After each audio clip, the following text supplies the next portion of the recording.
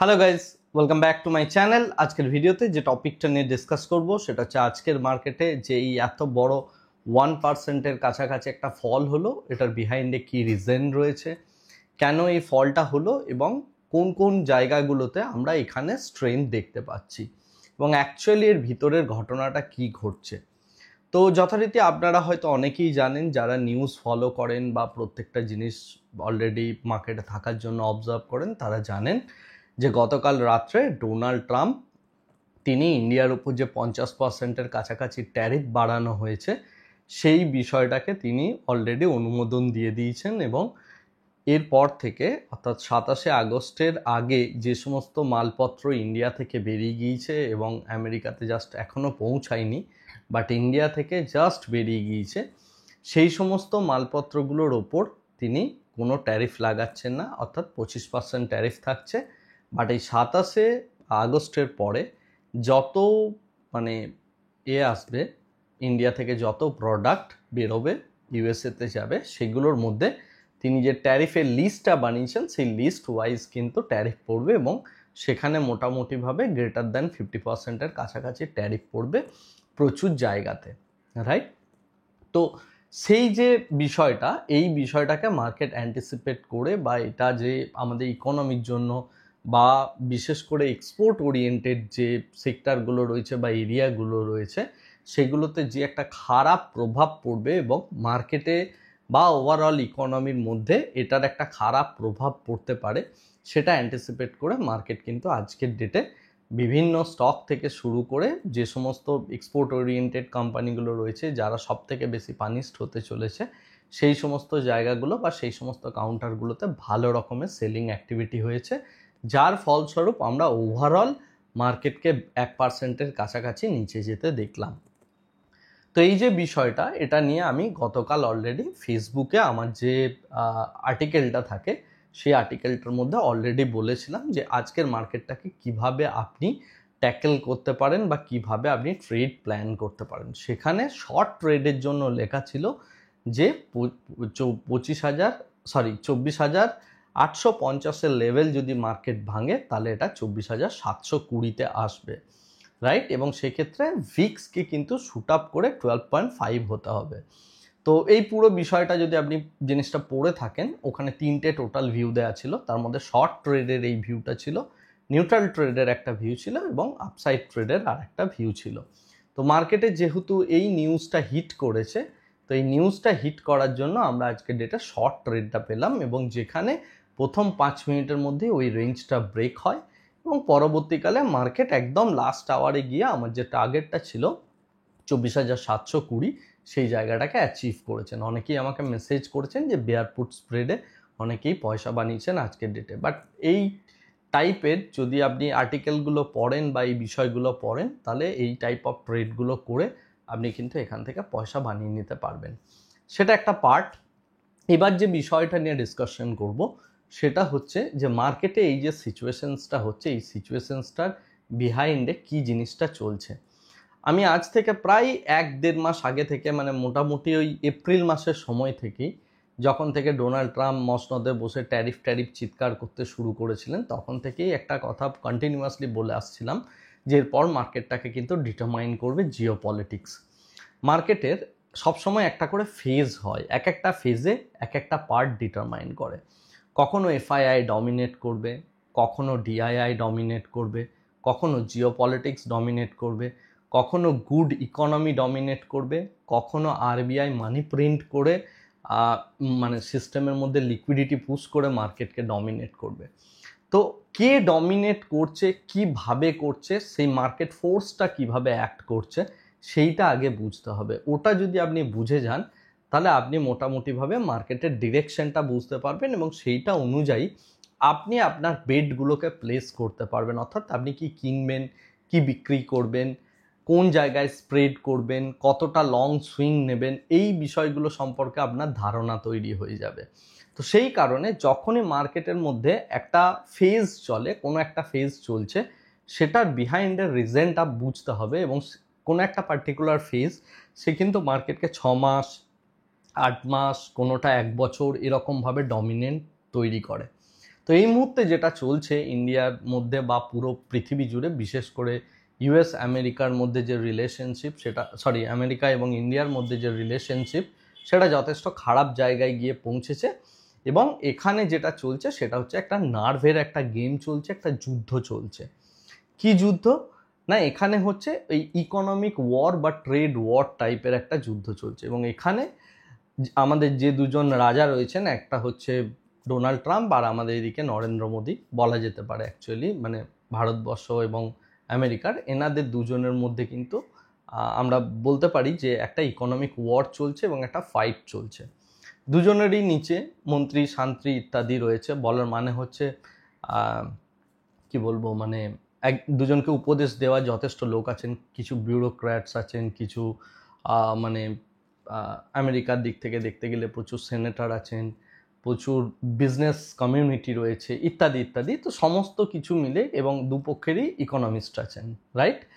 তো Indian government কিছুদিন আগে এই আমি যে সময় লিভে ছিলাম, এই 15ই মানে আগস্ট থেকে এই 25শে আগস্ট এর মাঝের একটা সময়, সম্ভবত লাস্ট এই 20 তারিখ 22 তারিখ এরকম নাগাদ, ইন্ডিয়ান গভর্নমেন্ট অ্যাকচুয়ালি টোটাল ইকোনমিস্টদের সাথে বসে একটা ডিসকাশন করে যে এই বিষয়টাকে কি করে ট্যাকল করা যেতে পারে। তো এই জায়গা থেকে একটা প্রপোজাল উঠে আসে এবং প্রপোজালের বিষয়টা আমি একটু ক্ল্যারিফাই করে দিই যে কোন জায়গায় রয়েছে পুরো সিস্টেমটা। একটা হচ্ছে ইউএস ক্রমাগত আমাদেরকে প্রেশার দিয়ে যাচ্ছে যে আমি কিন্তু ট্যারিফ বাড়াবো। তো ট্যারিফ বাড়ালে কি হবে, আমাদের এক্সপোর্টের উপর একটা ধাক্কা পড়বে, তার সাথে সাথে জীবন জীবিকার উপর একটা ধাক্কা পড়বে, রাইট? ইন্ডিয়ান গভর্নমেন্ট নিজের স্টান্সটাকে পুরোপুরিভাবে ক্লিয়ার করে দিয়েছে যে আমরা কোনোভাবেই কৃষি, তারপরে পশুপালন, এই যে জায়গাগুলো রয়েছে এই জায়গাগুলোতে আমি এন্ট্রি করতে দেব না। এগুলো নিয়ে আমি বিস্তর আলোচনা করেছি এর আগেও। আপনারা প্রত্যেকেই যারা রেগুলার আমার ভিডিওস দেখেন তারা এই বিষয়টা বুঝতে পারছেন, রাইট? তো যখন আহমেদাবাদে গিয়ে গতকাল বা গত পরশুদিন আমাদের প্রাইম মিনিস্টার নরেন্দ্র মোদী বললেন যে আমি কোনোভাবেই এই জিনিসটাতে এন্ট্রি করতে দেব না, সেটা শোনার পর এবং তার সাথে বিভিন্ন দিক থেকে বিভিন্ন নেগোসিয়েশনস চলছে, ট্রাম্প তখন নেক্সট নিজের চালটা ফেললেন যে ঠিক আছে আমি তাহলে ট্যারিফটা বাড়িয়ে দিচ্ছি এবং এটা ফুল অ্যান্ড ফাইনাল ট্যারিফ, যেটা গতকাল রাত্রে এলো। এই এফেক্টটা আসার সাথে সাথেই বা এটা যে আসতে চলেছে সেটা কিন্তু আমাদের প্রাইম মিনিস্টার বলুন, বিউরোক্র্যাটস বলুন বা যাই বলুন, যারা এই লেভেলের মিটিংগুলো কন্ডাক্ট করছেন, they know all this things. তাদেরও ক্যালকুলেশনস আছে, প্রত্যেকেই ক্যালকুলেশনস করে নিচ্ছে। তো ট্রাম্পের ট্যারিফের এগেনস্টে ইন্ডিয়া কি কি করতে পারে সেটার একটা খসড়া অলরেডি রেডি হয়ে গেছে। কি খসড়া? নাম্বার 1, এই মুহূর্তে ইন্ডিয়ার একমাত্র ওয়ে হচ্ছে ডোমেস্টিক কনজামশনকে বাড়ানো, রাইট? ডোমেস্টিক কনজামশনকে যদি ইন্ডিয়াকে বাড়াতে হয় ট্রিমেন্ডাসলি, তাহলে কি করতে হবে? এক হচ্ছে আমার যে সমস্ত মানে দেশের জনগণ রয়েছে, হয় তাদের হাতে প্রচুর পয়সা আসা উচিত, নাম্বার 1। সেকেন্ড জিনিসটা হচ্ছে ডোমেস্টিক কনজামশনকে বাড়িয়ে আমি কনজামশনকে এমন একটা লেভেলে তুলে দেব যে যাতে করে আমেরিকার মানে এই এক্সপোর্টটা থেকে যতটা ক্ষতি হচ্ছে সেটার কিছুটা পরিমাণ এই দিক থেকে পূরণ হয়। তাহলে কি হবে, বিষয়টা ব্যালেন্স আউট হবে। কারণ প্রত্যেকেই ক্যালকুলেশনস করছেন, বিশেষ করে দুই দেশের যে ইকোনমিস্টরা রয়েছেন তারা অনেক বেশি ক্যালকুলেশনস করছেন, আমি যতটা ইজিলি বলছি তার থেকে অনেক বেশি, রাইট? তো ইন্ডিয়ান গভর্নমেন্ট যে ডিসিশনটা নিয়েছে যে ঠিক আছে আমি যদি কনজামশনকে বাড়াতে হয় তাহলে আমি একটা কাজ করি, আমি এই মুহূর্তে প্রোডাক্টের দামটা কমিয়ে দিই, রাইট? প্রত্যেকটা প্রোডাক্টের দাম কমিয়ে দিই। তো প্রত্যেকটা প্রোডাক্টের যদি দাম কমাতে হয় তাহলে একটাই ওয়ে আছে, সেটা হচ্ছে আমি ট্যাক্সটাকে কমিয়ে দেবো। তো সেই কারণে প্রাইম মিনিস্টার কি বললেন যে আমরা জিএসটি কাউন্সিলের নতুন মিটিং হবে এবং তার সাথে সাথে আমরা কিন্তু জিএসটি রেটকে পুরোপুরিভাবে রিভাইজ করব এবং যে মিটিং বা এই সমস্ত জিনিসপত্রগুলো হতে চলেছে সেপ্টেম্বর মাসের 2 তারিখ 3 তারিখ। তার আগে যখন মার্কেটকে ট্রাম্প এইভাবে হিট করলেন, তার সাথে সাথে মার্কেটে একটা নতুন নিউজ চলে এলো যে আমরা এরপরে প্রচুর 90% অফ কনজামশন ওরিয়েন্টেড যত প্রোডাক্ট রয়েছে সেইগুলোতে যে আমার জিএসটি পড়ছিল, যেটা 18%, কোনোটার ক্ষেত্রে 12% পড়ছিল, সেইগুলোকে পুরোপুরিভাবে কমিয়ে আমি 5%-এ নিয়ে চলে আসবো। ফর এক্সাম্পল আমি একটা উদাহরণ দিচ্ছি একটা প্রোডাক্টের, যে প্রোডাক্টটার নাম হচ্ছে বিস্কিট, রাইট? তো বিস্কিটের ওপর 12% ট্যাক্স চাপানো হতো, সেটাকে আমি এক ঝটকায় যদি 5% ট্যাক্সে নামিয়ে দিই, তাহলে অলমোস্ট 7%-এর কাছাকাছি প্রাইস ডাউন হয়ে গেল বা ন্যারো ডাউন হয়ে গেল, রাইট? তো এইটা যদি হয় তাহলে কি হবে? তাহলে আমার কনজামশনটা বাড়বে। আমি বিস্কিটের জাস্ট এক্সাম্পল নিলাম, বাট বিস্কিটের এক্সাম্পলটা এই কারণেই রেলিভেন্ট, আপনি যদি দেখেন এই বিষয়টাই ঘটেছে, এবং যে কারণে আজকের ডেটে আপনি যদি দেখেন ব্রিটানিয়ার শেয়ার কিন্তু রীতিমতো বেড়েছে, বা হিন্দুস্তান ইউনিলিভার, যেগুলো কনজামশনের বড় মানে জায়েন্ট বলা হয়, তাদের শেয়ার কিন্তু বেড়েছে, রাইট? তো এরকম নয় যে মার্কেট পড়ছে মানে প্রত্যেকটা জিনিসই পড়ছে। ইন্ডিয়ান গভর্নমেন্ট ডোমেস্টিক কনজামশনের দিকে যেহেতু নজর দিচ্ছে, তাই ডোমেস্টিক কনজামশন কোম্পানিগুলো এরপর থেকে বিভৎস ভালো রকমের র্যালি দেবে। আমি ট্রেডিং আইডিয়াস দিয়ে দিচ্ছি আপনাকে, এবং দিস আইডিয়া উইল ওয়ার্ক। কেন না, গভর্নমেন্ট যখন এইভাবে মানে কোনো একটা সেক্টর, কোনো একটা সেগমেন্টকে পুশ করে, তখন সেই জায়গা থেকে কি দেখা যায়, সেই জায়গা থেকে যে জিনিসটা দেখা যায় যে সেই সেক্টরটার মধ্যে ভালো র্যালি শুরু হয়ে যায়। তো সেই কারণে আমাদের এরপরে কনজামশন ওরিয়েন্টেড যে সমস্ত প্লেটা রয়েছে, বা কনজামশন রিলেটেড যে ইটিএফ আছে, আপনি ইটিএফ ভাবেও ভাবতে পারেন, সেইগুলোর দিকে একটু নজর দেওয়া শুরু করুন। আপনার নিজস্ব পছন্দ অনুযায়ী আপনি স্টক সিলেক্ট করুন, রাইট?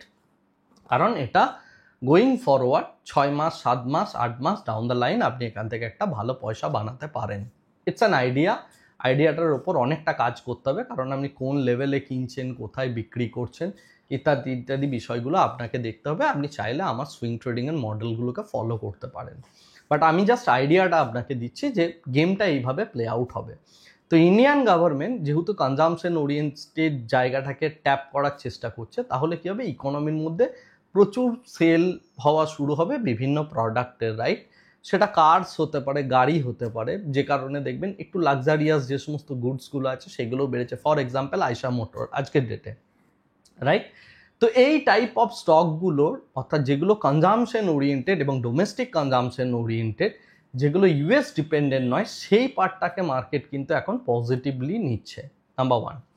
সেকেন্ড যে বিষয়টা, যেটা এক্সপোর্ট ওরিয়েন্টেড, সেই জায়গাটা বা যে সমস্ত জায়গাগুলো আমাদের বড় প্রভাব পড়তে পারে, সেই সমস্ত এরিয়াগুলোকে আমাদের নেগেটিভলি ট্রিট হচ্ছে। দ্যাট ইজ আদার মানে একটা অ্যাসপেক্ট রয়েছে। এখন এই যে দুজন লড়াই করছে, এই দুজন যখন এইভাবে গেম প্ল্যানটা করেছে, এই জায়গা থেকে এইভাবে আপনাকে কিন্তু বিভিন্ন ট্রেডিং আইডিয়াস বের করে নিয়ে আসতে হবে, যেটা আপনাকে শর্টার টাইমে কিন্তু ভালো প্রফিটেবিলিটি দিতে পারে, রাইট? আমি সেই আইডিয়াটা জাস্ট একটু আপনাকে দেওয়ার চেষ্টা করলাম বা বোঝানোর চেষ্টা করলাম এই ভিডিওটার মাধ্যমে।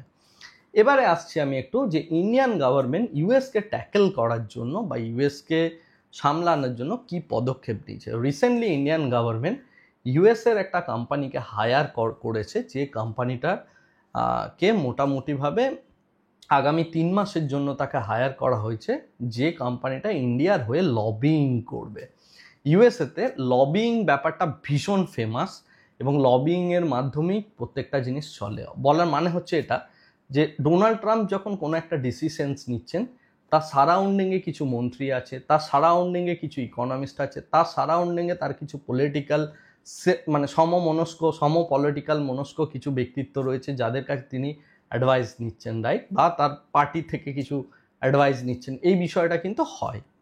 বা কিছু বিজনেসম্যান রয়েছে, তো তাদের মধ্যে লবিং করে ইন্ডিয়ার এজেন্ডা, এবং সেখানে ইন্ডিয়াকে মানে কি করে প্রোটেক্ট করা যায় সেই বিষয়টার জন্য মানে আমাদের যে বিদেশ মন্ত্রক রয়েছে বা ইন্ডিয়ান গভর্নমেন্টের তরফ থেকে একটা কোম্পানিকে হায়ার করা হয়েছে, যারা ইন্ডিয়ার হয়ে এই লবিংয়ের কাজটা করবে।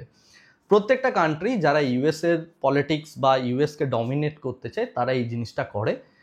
সাউথ কোরিয়াও করে, নর্থ কোরিয়াও করে, বা আপনি যদি দেখেন জাপানেরও প্রচুর ব্যক্তিত্ব আছেন যারা এইভাবে মানে লবিংগুলো করা হয়। ইউএসএতে আপনি যদি অস্কার জিততে চান, সেক্ষেত্রেও লবিং করা হয়, কারণ জুরি সিস্টেম চলে ওখানে। অনেক জায়গা আছে যেগুলোতে জুরি সিস্টেম চলে, তো সেই কারণে অস্কার পাওয়ার জন্য ওখানে লবিং করতে হয়। এবং আপনি যদি করতে চান, পলিটিক্যালি কোনো জিনিসকে মানে লড়াই করতে চান, সেটা নিয়েও আপনাকে লবিং করতে হয়। তো সেই কারণে ইন্ডিয়ান গভর্নমেন্ট অলরেডি এরকম একটা ফ্রন্ট রেডি করেছে। এটা কিন্তু নেগোসিয়েশনস ফ্রন্ট নয়, এটা হচ্ছে লবিং ফ্রন্ট, যে ফ্রন্ট থেকে কি হবে, ইন্ডিয়ার এজেন্ডাটা ধীরে ধীরে তার মাথায় পুশ করা হবে।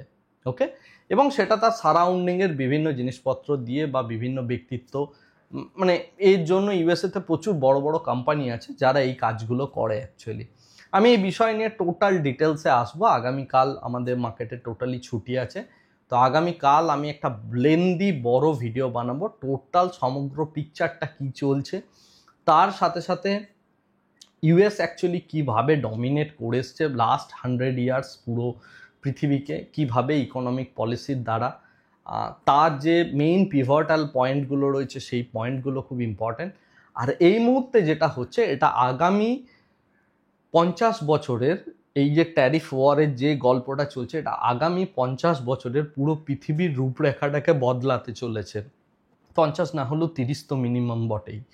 ঠিক আছে, তো আমি এই কথাগুলো কেন বলছি বা এর মানে ইন্টেন্সিটিটা কোথায় বা এর ভিতরে কতটা ঢোকা যায় সেই অনুযায়ী আমি একটা ডেপথের আগামীকাল একটা ভিডিও বানাবো। ভিডিওটা প্রচণ্ড লেন্দি হতে পারে, বাট পুরো ডিটেলসে স্টেপ বাই স্টেপ প্রত্যেকটা জিনিসকে আমি এক্সপ্লেন করে দেবো, যাতে করে আপনারা এই সিনারিওটা বুঝতে পারেন। কারণ অনেকেই এই সিনারিওটাতে ভাবছেন যে ট্রাম্প এই করছে, ট্রাম্প ওই করছে, এইটার জন্য এই হয়ে যাচ্ছে ইত্যাদি বিভিন্ন রকম জগা খিচুড়ি প্রত্যেকের মাইন্ডের মধ্যেই চলছে। তো আমি কিভাবে বিষয়টাকে দেখছি সেটার ওপর আমি একটা মানে কি বলবো ডিটেল ভিডিও যাকে বলা যায় সেরকম একটা ডিটেল ভিডিও একটা বানানোর চেষ্টা করব আগামীকাল।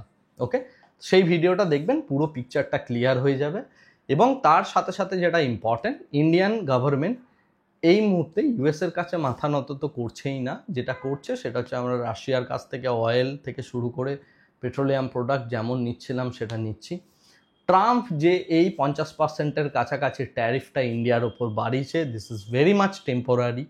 ঠিক আছে, এটা যে কোনো দিন উঠে যেতে পারে। এটা হচ্ছে ইন্ডিয়াকে নেগোসিয়েশন টেবিলে আনার জন্য এই বিষয়টা করা হচ্ছে, যাতে করে ইন্ডিয়া নেগোসিয়েশন টেবিলে আসে এবং এসে নেগোসিয়েশনস করে। বাট আমাদের গভর্নমেন্টের তরফ থেকেও পুরো বিষয়টা ক্লিয়ার যে আমরা নেগোসিয়েশনস করতে পারি, আমরা কথাবার্তা বলতে পারি, কিন্তু there is a deep red line, এবং সেটা হচ্ছে আমরা কিন্তু কোনোভাবেই কম্প্রোমাইজ করব না। তাতে যা হবে সেটা হয়ে যাক, সেটা আমাদের প্রাইম মিনিস্টার থেকে শুরু করে বিদেশ মন্ত্রক, তার সাথে সাথে আমরা আমাদের যে বাণিজ্য মন্ত্রী রয়েছেন পীযূষ গোয়েল, প্রত্যেকের কথা থেকেই সেই বিষয়টা স্পষ্ট, এবং এটা হচ্ছে আপাতত ইন্ডিয়ার এই মুহূর্তে স্টান্স। তো দেখা যাক আলটিমেট এই জায়গাটা কোন জায়গায় যায়, কতটা নেগোসিয়েশনস হয়, সেগুলো প্রত্যেকটাই ভবিষ্যৎ বলবে। বাট যেরকমভাবে প্রত্যেকটা জিনিসের মানে প্লে আউট হচ্ছে সেই বিষয় নিয়ে আমি আগামীকাল একটা ভিডিও বানাবো, ডিটেল ভিডিও, সেটা কাইন্ডলি দেখবেন, তাহলে পিকচারটা অ্যাটলিস্ট কিছুটা হলেও ক্লিয়ার হয়ে যাবে যে আগামী দিনে কি হতে চলেছে। আজকের ভিডিওটাকে আর এর থেকে বেশি দীর্ঘায়িত করছি না, ভিডিওটা এখানেই শেষ করছি। Thank you very much, bye bye, tata.